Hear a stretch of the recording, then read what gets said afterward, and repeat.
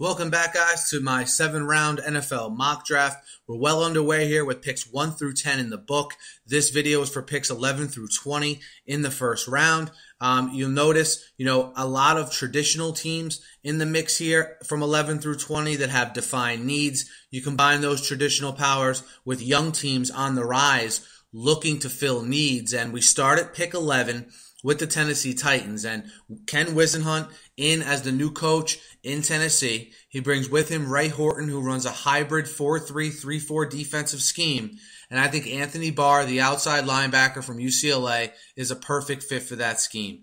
They can use his athleticism to their advantage there in Tennessee, and he could be a nice playmaker type guy for a defense that's young and aggressive, but's really lacking that one true playmaker. Anthony Barr at number 11 to the Titans. At pick 12, I had the Giants, going in several directions here the last couple mock drafts, but with a guy like Taylor Lewan there, I think they jump on him. They can play Lewan at left tackle with Will Beatty being out with that broken leg. When Beatty comes back, all they have to do is move Beatty to right tackle and push Justin Pugh into guard. Pugh right now doing a very admirable job at tackle, but I think they can lengthen out that offensive line if they draft Lewan.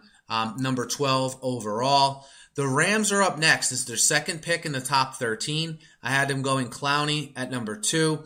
And, rather than reach for a receiver here, I think the Rams stand pat with the receiver and go after the best safety in this class in Clinton-Dix. They have a big need at safety. They can get a top 10 talent here at 13 overall, and a guy who's the best corner safety in this draft to me by a considerable margin. Clinton-Dix, the safety from Alabama, to the Rams.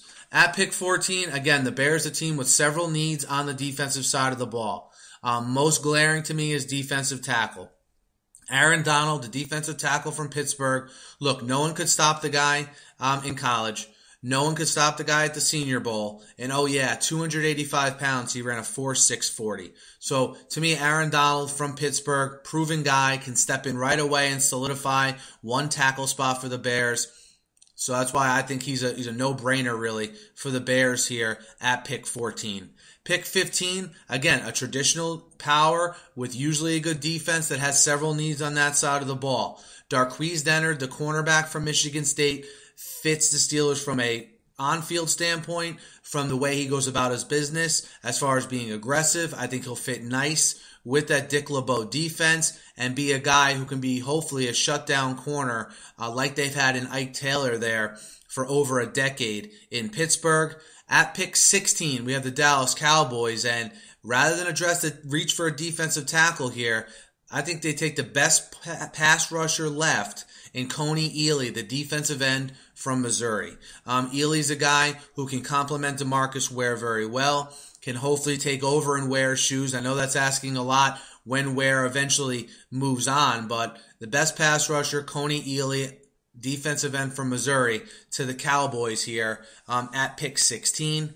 Pick 17 belongs to the Ravens. I think it was pretty clear last year they need a playmaker on offense, and I think that guy right now is Marqise Lee, the wide receiver from USC.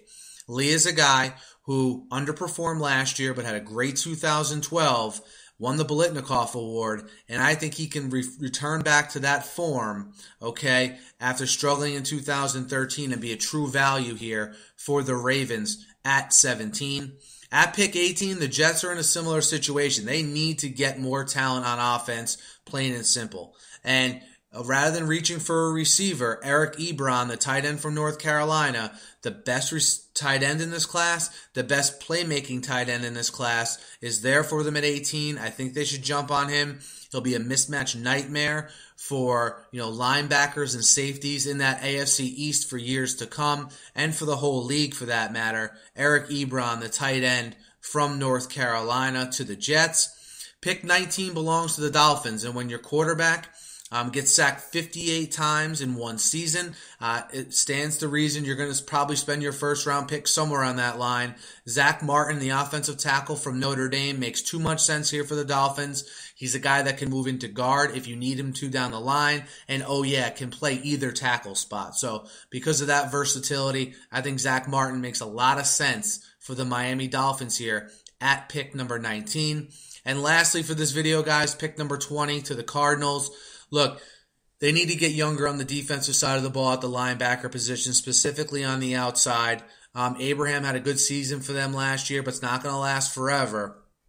D Ford, the defensive end outside linebacker from Auburn, to me the best guy left at that spot at this point in the draft. I don't think he's a reach at this point, and look for the Cardinals to pounce on a guy like Ford at this spot, and a guy I think can fit well in that defense that they run out there in Arizona.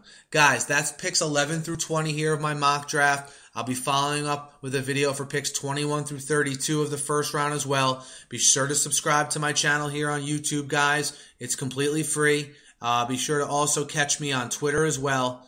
Thanks as always for listening, guys. Couldn't do this without you, and have a great day.